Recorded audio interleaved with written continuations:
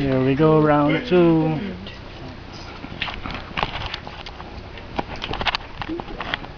Okay, instructions.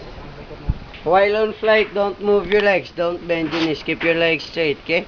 Okay. No holding to your harness. Don't grab your harness. Hands free. After this gate, just spread your arms to slow you down.